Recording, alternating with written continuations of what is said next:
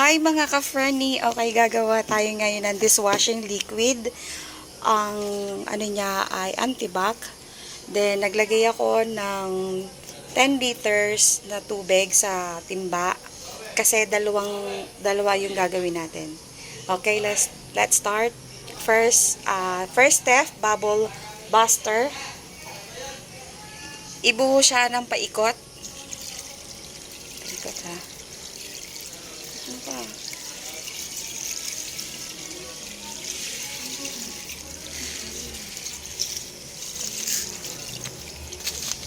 Okay, next. Magbubukas tayo ng surfactant. Tapos muli pa ano. Yan, sige.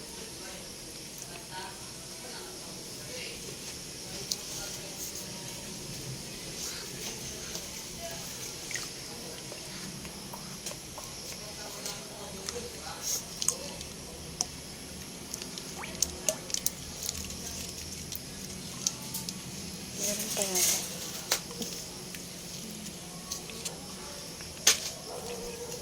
Okay, dalawa yung ilalagay dyan na surfactant. Then, ibabad muna natin siya ng 10 minutes bago haluin. Okay, tapos na ang 10 minutes.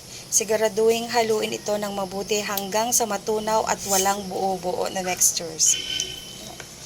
Paikot.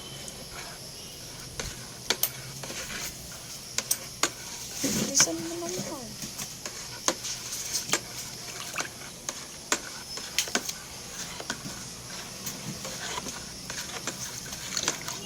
Okay, step 3, ibuhos ang degreasing agent.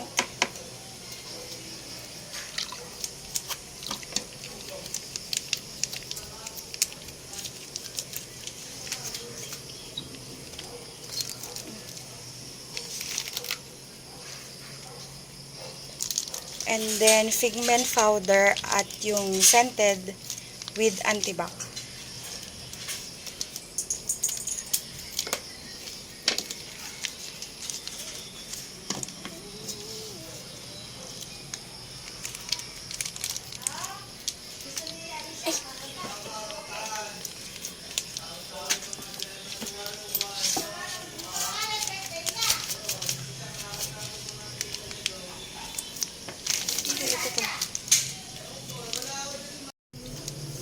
Color. Pigment, pigment antibac. Lagyan mo na.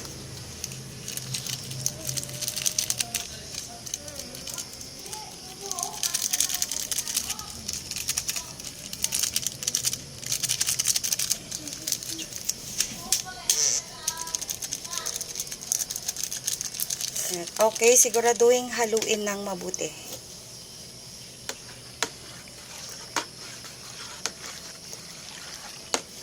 Nakakagamitan yan.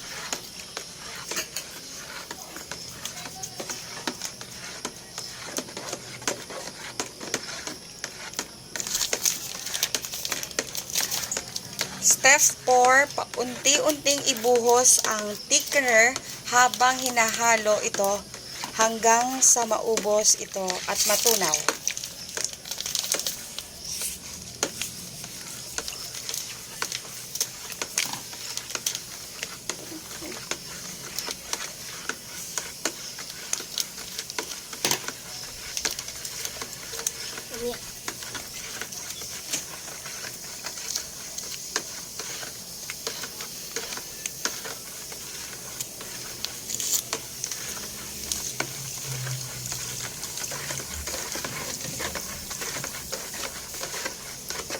Okay, step 5, pag siguradong tunaw na ang thickener, takpan at ipahinga ng 24 hours ang mixtures. Step 6, pagtapos ng 24 hours resting period, haluin ng mabagal at saglit lang ang mixtures bago isalin sa mga bote.